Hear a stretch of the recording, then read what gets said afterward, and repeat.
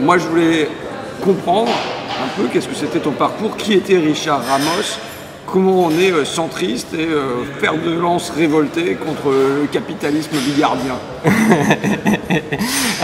D'abord, moi je suis né dans une cité, je suis né à Blois, d'un papa en 1968, donc c'était juste avant les événements, tu vois, donc ça préfigure la révolution, d'un papa ouvrier, et nous étions 4, et j'ai eu une chance inouïe dans ma vie, c'est que mon père, ouvrier, fils de rapatrié d'Algérie, j'ai eu Pierre Sudreau, ministre de Gaulle, maire de Blois, qui est venu souvent chez moi me raconter les fables de La Fontaine.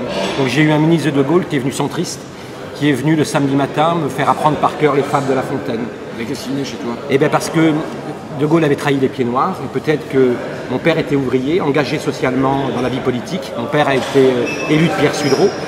Pierre Sudreau raconte souvent que dans les camps de concentration, on ne se posait pas la question de savoir si on était centriste et communiste. On savait simplement où était le nazisme. Tu es pied noir alors? Parce que je suis pied noir. Ouais. Voilà, mon père est né en Algérie, en fait, d'origine espagnole. Après, de l'Espagne, on a fui à Oujda, au Maroc. Et d'Oujda, on est parti en Algérie, ma famille est partie en Algérie.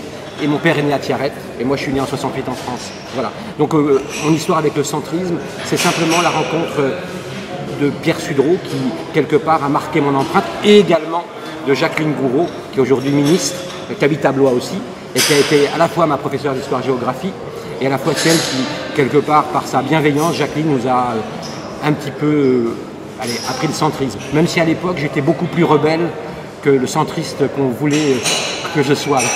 Voilà, j'étais objecteur de conscience également à SOS Racisme. Voilà, et donc à SOS Margie, je m'occupais des migrants. J'ai monté avec souvent des gens dont on pensait que j'étais éloigné. Le premier comité de vigilance contre le racisme et l'antisémitisme en région centre. Il y avait beaucoup de gens de gauche. Je dis d'extrême gauche, mais c'est pour embêter François Ruffin, parce qu'il n'est pas du tout d'extrême gauche. Il pas du tout qu'on dise ça. Voilà, parce qu'il est à gauche. Il est à gauche et il pense qu'il représente la gauche. Donc voilà, c'est une plaisanterie. Tu as toujours été élu? Tu as toujours été député? Alors, non, c'est la première fois que je suis député. J'ai été député sur un malentendu, certainement. Voilà, on a tous été dans la vague, en tout cas pour moi, de Macron. C'était pour moi quelque chose qui était très inattendu. J'étais élu dans une petite commune rurale, à la communauté de communes. Donc j'avais déjà cet ancrage rural et proche des paysans. Mais évidemment, aujourd'hui, voilà, on est les représentants de la nation, donc il faut faire avancer ça. Mais tu faisais quoi alors? Alors, après, j'ai fait beaucoup de choses. J'ai eu une agence de communication, j'ai fait de la radio, où, encore une fois, je faisais des chroniques gastronomiques. Et puis là, juste avant d'être député, j'étais chroniqueur gastronomique sur France 3, Centre-Val de Loire.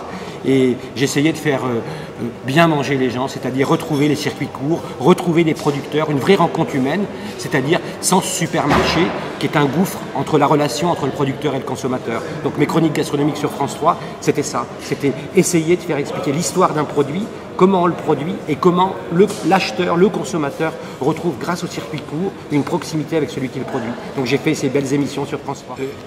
J'étais vachement content dans l'audition de Bigard parce que quand même souvent je suis un peu isolé. Mais là d'un seul coup j'avais trouvé des camarades de combat avec moi venant du Modem, venant y compris de Nouvelle Gauche avec Dominique Potier. Bon et voilà, donc je sentais que pourquoi tu t'as jailli comme un diable de ta boîte face à Bigard? Parce que j'ai pas réfléchi. Moi, je pense que ce qui nous guette ici, c'est j'ai envie de dire, pardon, de s'embourgeoiser. C'est-à-dire que quand on a des combats qui sont des combats sincères, eh bien, on doit sortir de sa boîte. C'est-à-dire que là, pour le coup, moi, j'avais rien prévu. Simplement, j'ai vu que ce qu'avait fait M. Bigard, c'était inadmissible. J'y suis allé en toute sincérité et je crois qu'à travers cette sincérité, des gens comme toi, François et d'autres, ils nous ont tous emboîté le pas. Et on a été, pour une fois, on a fait fi des différences politiques parce qu'on avait cru que là, quand même, il avait franchi la ligne jaune. Et donc, c'est ça qui me met hors de moi. Mais j'aurais, rassure-toi, dans ces 5 ans, peut-être sur d'autres sujets, je ressortirai de ma boîte. Alors j'essaie, parce que je suis centriste, j'essaie de me calmer, j'essaie de me pondérer, etc. Moi aussi, j'essaie. Voilà. Voilà. Mais il y a des combats et je pense que sur certains sujets, on doit travailler sur le fond. C'est-à-dire qu'à un moment donné, est-ce que l'intérêt général, l'intérêt des Français, il est qu'on se retrouve pour faire plier? Parce que ce que je crois, c'est que là où on pourrait trouver des points de convergence, au-delà des partis politiques qui nous sont bien différents, on fera plier un certain nombre de choses. Et que parce qu'on trouverait des points de convergence entre des familles politiques différentes, eh bien si là on y va 5, 6 différents, on va faire avancer les choses. Sinon, on va nous cantonner, nous les centristes, à être des mous, c'est-à-dire être ni oui, ni non, et peut-être ben que oui, et peut-être ben que non, et on est des godillots, mais on n'est pas tout à fait des godillots, et puis toi tu seras un grand révolutionnaire dans cet hémicycle. Tout seul. Tout seul. voilà, tout seul. Pas tout seul avec mes camarades, pas nombreux, disons. Voilà, et donc je pense que on doit de temps en temps sortir de ça et essayer de trouver, quand on pense à juste titre que c'est dans l'intérêt des Français, pouvoir trouver quelque chose qui est important. C'est ça ce combat-là avec Bigard. Côté gastronomique, tu t'es particulièrement impliqué dans les états généraux de l'alimentation.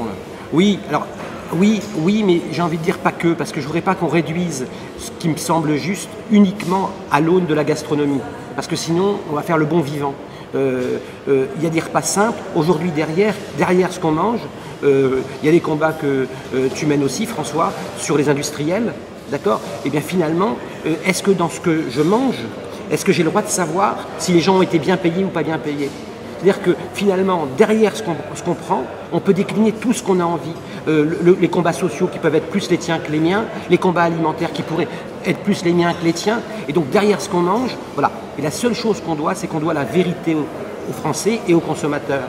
Voilà. Et demain, c'est ce que j'espère dans les États généraux, on aura le droit de savoir, évidemment, si dans mon poulet il y a des antibiotiques, mais peut-être que demain, dans les combats qui sont les tiens, on devra savoir qui a travaillé, qui a produit, et dans quelles conditions, avec quel salaire. Et si finalement une entreprise demain faisait un SMIC à 1 800 €, est-ce que demain, et je le mets sur la boîte de conserve, est-ce que demain les Français n'achèteraient pas ce produit-là plus qu'un autre? En tout cas, c'est de responsabiliser l'acte de consommation et de ne pas faire comme fait M. Leclerc, d'infantiliser la population française en leur faisant croire que c'est toujours le pas cher, toujours le pas cher.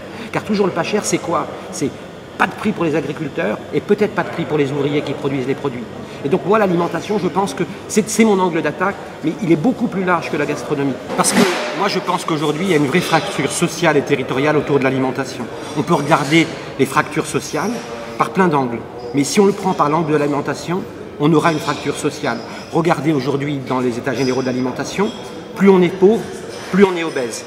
Ça veut dire qu'il y a bien une fracture sociale. Plus on est pauvre, plus on est soumis à la tentation de la promo. C'est-à-dire que plus notre culture ne nous permet pas de faire face à ce que fait Leclerc systématiquement, c'est-à-dire dire moins cher, moins cher, moins cher. Donc ce qui me plaît dans l'alimentation, c'est qu'au-delà de ce qu'on mange, si on réduisait l'alimentation à l'hygiénisme, eh bien, on fabriquait une pilule. On n'aurait plus de questions à se poser. Sauf que l'alimentation, c'est ton territoire, François, c'est pas le même que le mien. On fabrique chez toi, dans les ortillonnages, des choses différentes que chez moi quand je prends de l'asperge. Et donc, l'alimentation, c'est ce qui explique l'histoire de France, c'est ce qui explique nos différences de géographie, et c'est ce qui explique aussi les différences sociales. Et dis-moi ce que tu manges, je te dirai qui tu es et d'où tu es.